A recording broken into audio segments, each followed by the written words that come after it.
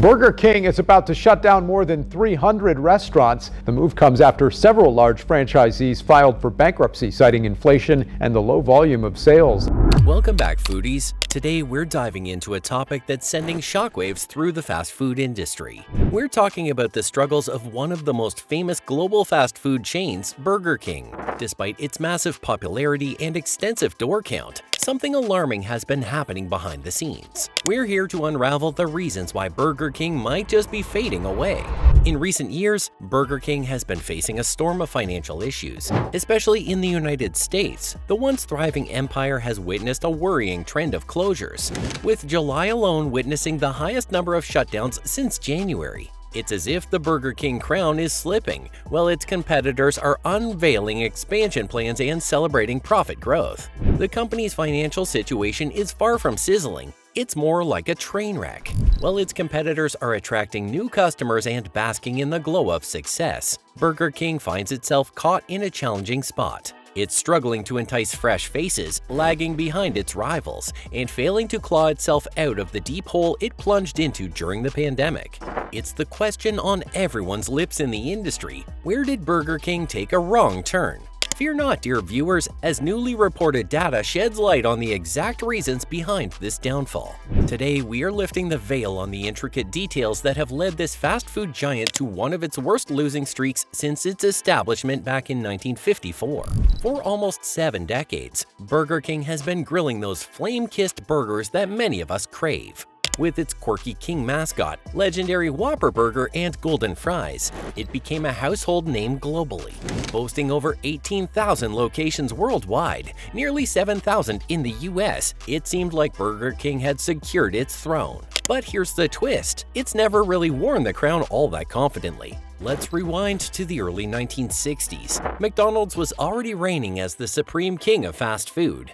While Burger King experienced steady growth, it took a good 2 decades to secure the runner-up position. Yet in recent times, that spot has become slippery. Despite its flashy media campaigns that often target McDonald's, Burger King has struggled to hold its own in this heated rivalry. Amidst these challenges, Burger King's most prominent rival is no longer a clownish figure, but a girl with distinctive red braids. By early 2021, Burger King had lost its hold on the second-largest burger chain position in the United States, ceding it to Wendys. This shift was particularly telling, given that at the time of this change, Wendys had only 6,000 restaurants in the US, whereas Burger King had a substantial lead with 7,500 locations. This was not the first time Wendys has overtaken Burger King from the second-place spot. Wendys had managed to secure that position back in 2013 and held on to it for 2 years. In response, Burger King had to wage an intense battle to regain its runner-up position. It implemented strategies such as introducing more menu items and enticing deals. However, the recent loss of its position suggests that these efforts haven't yielded the desired results. Recent sales data tells an interesting tale. Wendy's sales have surged by a staggering 18%, while McDonald's has enjoyed a 25% growth. In stark contrast, Burger King's sales have only managed to inch up by a modest 8% during the same period. In the wake of these setbacks, Burger King unveiled plans to salvage the health of its franchise network. However, this move came alongside a shocking announcement. The brand was embarking on its most substantial wave of restaurant closures since its inception in 1954. The journey of closures began in January, with a staggering 124 locations shutting their doors between January 2nd and January 28th. The pattern continued, with additional closures in February, March, and April. By May 15th, Burger King had declared its intention to permanently shut down another 400 stores by the close of 2023. June witnessed 53 more closures, followed by a significant blow in July when 133 restaurants ceased operations, the highest monthly closure rate in 7 months. To date, a total of 450 Burger King locations have permanently halted their operations, surpassing the initial target set in May. Back in May, there were 7,300 Burger King outlets in America. Today, that number has dwindled to just 6,850. While company executives emphasize that these closures are strategically intended to bolster the overall system's health, it's challenging to view them as anything other than indicators of financial pressure. On the flip side, Wendy's, the current number 2 chain, plans to expand its footprint. According to Motley Fool, Wendy's aims to grow its number of locations between 7,600 and 7,800 by 2025. Burger King was also actively working with other franchisees to drive improved outcomes, encouraging those unable to meet brand standards to consider selling their locations to better-performing operators. I do expect a bit more noise as we transition some portfolios into the hands of top local operators, but I believe we're headed in the right direction to establish a stronger foundation for the long term, commented Cobbs. However, these attempts to restructure franchise portfolios might not be without challenges. In Burger King's most recent financial report, it became apparent that a significant portion of the sales growth in the US was driven by customers spending more per transaction rather than an increase in foot traffic. Fewer customers entered Burger King's doors in the past 3 months compared to the previous year.